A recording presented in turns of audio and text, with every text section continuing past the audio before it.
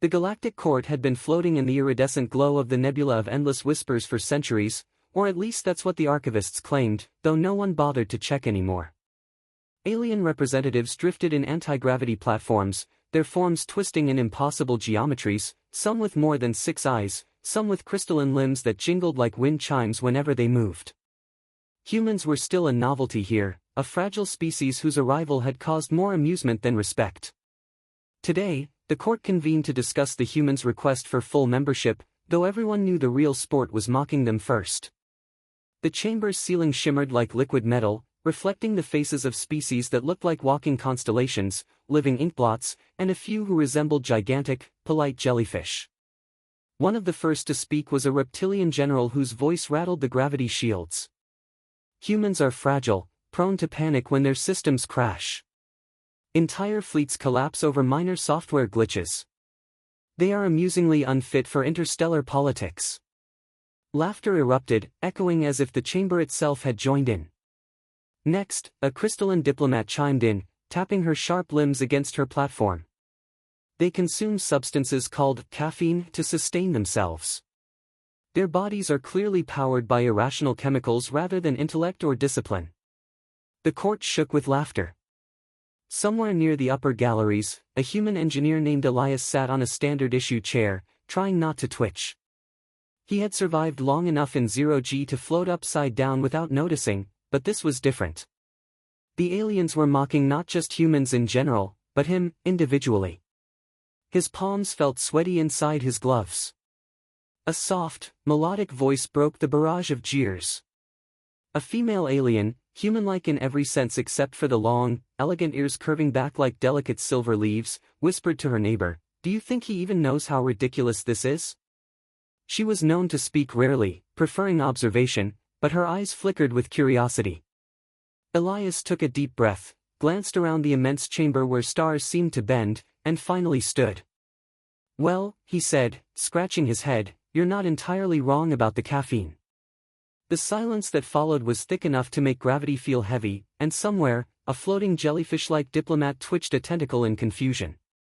Then, as if on cue, Elias leaned slightly forward, smiled, and added, "But it does make Monday mornings tolerable, even for humans who nearly destroy themselves by the sheer force of curiosity." A ripple of laughter, cautious and hesitant at first, spread across the chamber. Some aliens tried to maintain their dignity, others couldn't stop themselves. The long-eared woman's eyes narrowed in interest. Elias, the human engineer, had done nothing more than speak the truth, with a little humor. And in that moment, the court realized that maybe humans were not as fragile as they seemed. Elias sank into his chair for a moment, letting the initial laughter settle like dust in zero gravity. The court waited, expecting him to flounder, perhaps mumble some weak apology on behalf of humanity. Instead, he straightened, rubbed his jaw, and began telling stories, strange, chaotic, utterly human stories.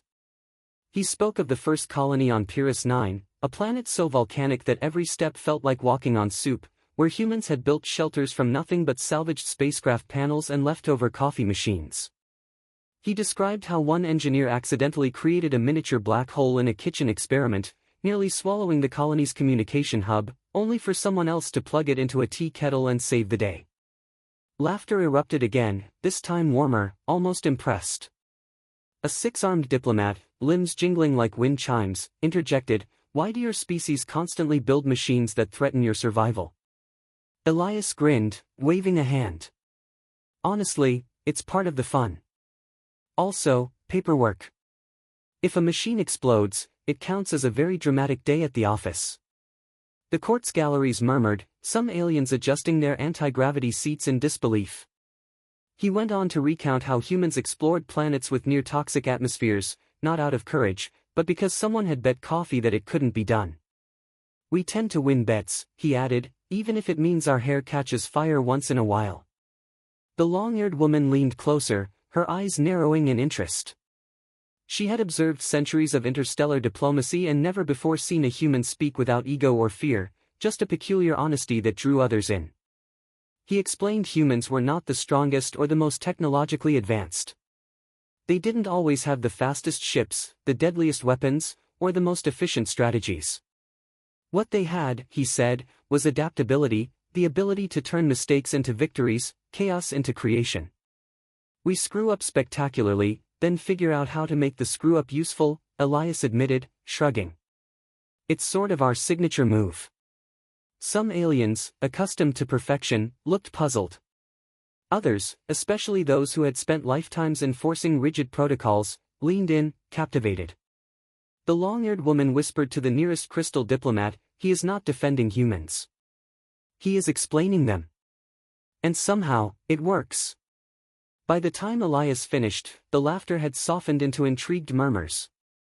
Curiosity replaced ridicule, and even the most skeptical representatives began nodding, reconsidering what they thought they knew about humans.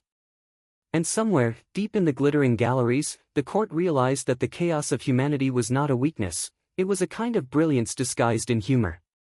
The chamber hummed with a strange resonance, a vibration that seemed to respond to Elias's pulse as if the entire galactic court were waiting for something tangible, something human, to prove itself.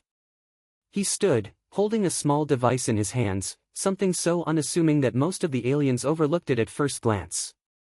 "This," he said, "is a universal translator, with a twist." The aliens leaned closer, crystalline eyes narrowing, tentacles twitching, scales shivering.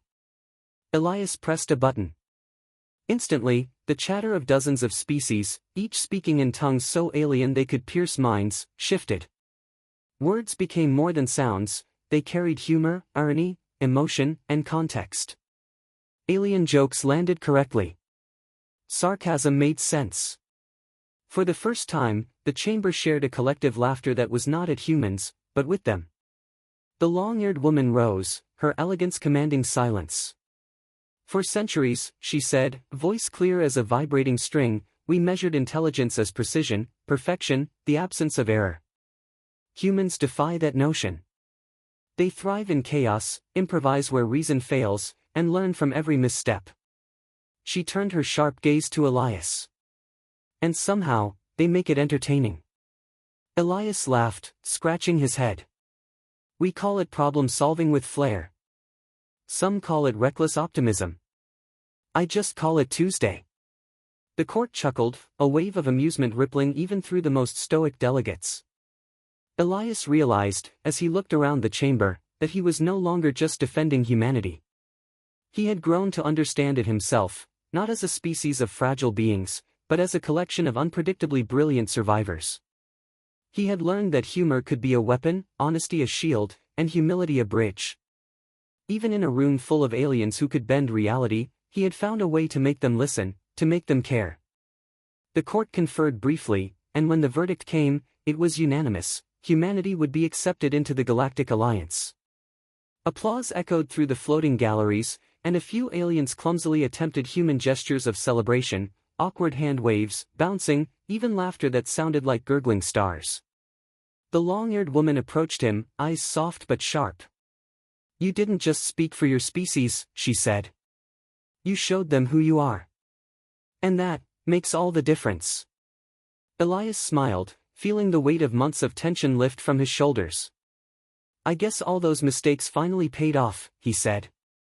"Plus, I had help from coffee and curiosity."